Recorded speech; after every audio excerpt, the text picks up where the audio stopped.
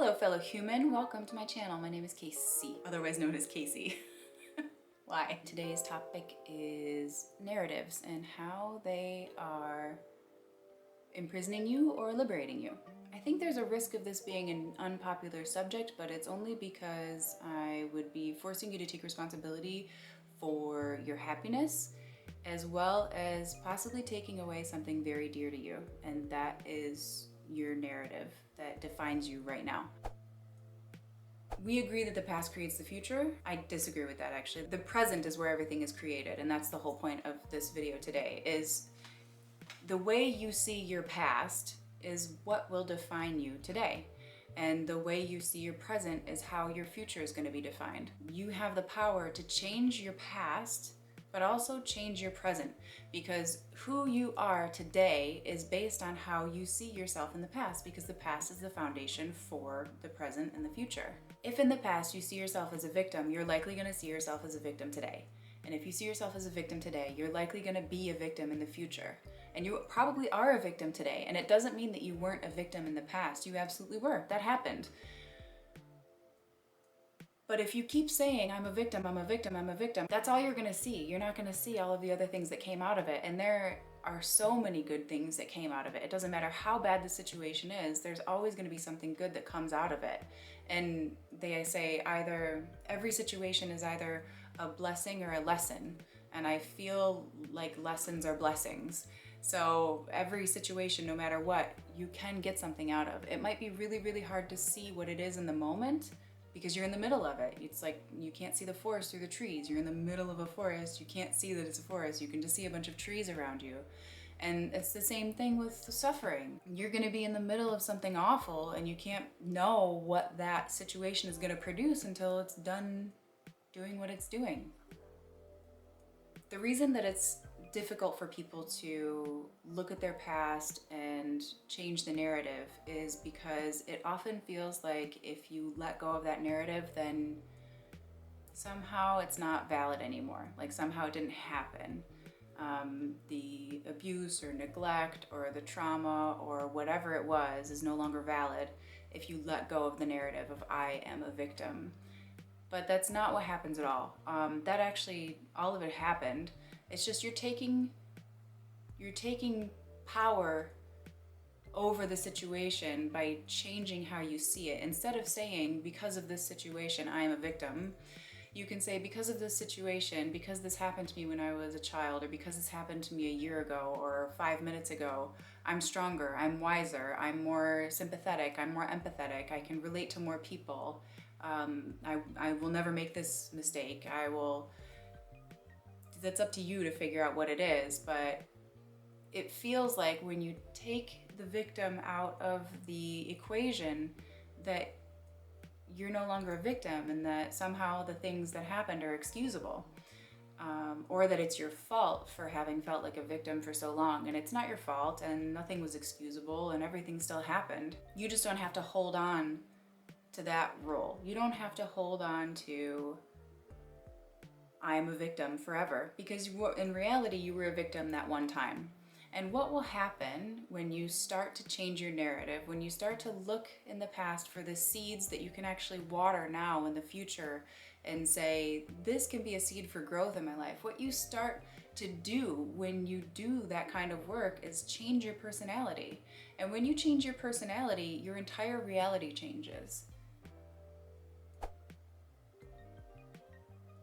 So it's up to everyone individually to find the seeds of goodness that you can water in your past to make today brighter. Because if you're constantly saying, just like I was, I mean, I went through my journals recently. I cleaned my room and I went through my journals over the last like 12 years.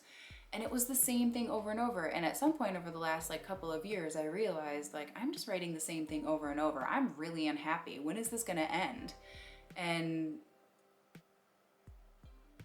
that's when you have to kind of step back and take stock of the situation and look at yourself and really look at your situation and be honest. How much of it is just you saying, poor me, this happened to me, poor me. And there is a time and a place for that. But chances are the time and place for that happened a long time ago. And if you need somebody to recognize where you are, find that person, tell them, I need sympathy and not a solution. Listen to me, let it go, move on, change your narrative, and become the person that you were meant to be, thanks to those circumstances. No matter how hard they were, no matter how awful they were, they can be a seed for growth in your life. They can be a redwood of happiness and abundance. I know it doesn't seem possible, but there's something much bigger at play. So it doesn't mean that once you start seeing things and once you start telling yourself a different story that all of a sudden your car is going to get fixed or you're not going to be sick anymore. That's not what I'm saying. What I'm saying is the way that you see it won't be as devastating, and you won't be attracting more experiences that way. And when the little things start to pile up, as they always do, that won't be as crushing.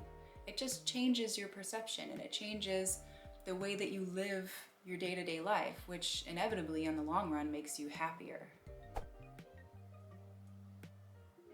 What you do in the present moment is you start to be grateful for the little things, and it might just sort of start happening without even realizing it. Like, you might just realize how beautiful the sunset is, or how nice it is to hear bird songs, or this feel of wind on your face, or the way your lover smiles. And maybe you're gonna wanna take up something that used to give you pleasure that you haven't done in a long time, like guitar, drawing, or cooking.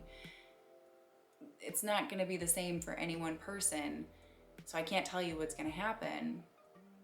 But when you change your perception and you change your narrative, then you change your reality, because your personality starts to change.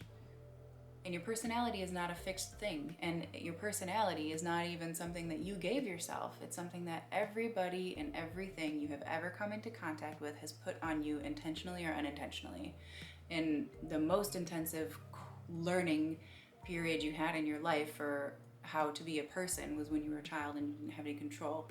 And your parents were teaching you, this is good, this is bad, you're a good boy, you're a bad boy, you're a good girl, you're a bad girl, for doing normal things. And that's necessary. It's a necessary part of humanity, because we need to function and be cooperative in a society. But a lot of it is unnecessary, and a lot of it is based on opinion and judgment and shame and guilt and fear. And that's the stuff you need to get rid of. And you can get rid of it by paying attention to the stories you're telling yourself about yourself. The narrative is everything. And as with everything else I've talked about in my previous videos, this works on the micro and the macro. The way that you see yourself is who you are. So the story that you tell yourself about yourself is how you define who you are, and that defines, so that's your personality, and that defines your present moment and your reality. If you inherited something from a beloved grandparent and you cherish it, and maybe it's an old lighter that doesn't even light, but for you it's got a lot of value because it has this story behind it, but to any other person it has no value whatsoever. The same principle applies to your life.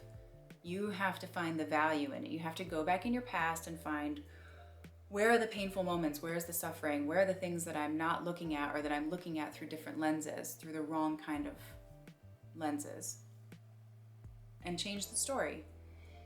This doesn't mean that it's no longer a part of your story. This doesn't mean that the pain was no longer valid, or that your suffering didn't happen. It just means that you're not focused on this very narrow aspect of this part of your story anymore. You're zooming out and you're seeing the much larger aspect, the much broader story that your life is trying to tell you, so that your present moment can reflect that.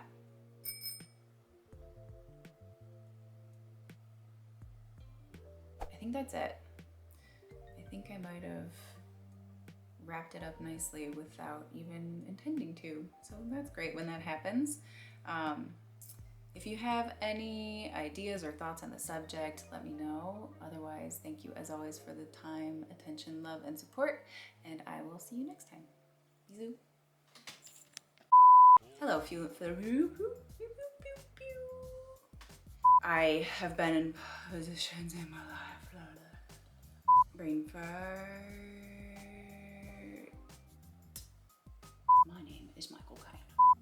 like the mushroom butt smug. My armpits are soggy. I feel like I should wait till the dog stops licking herself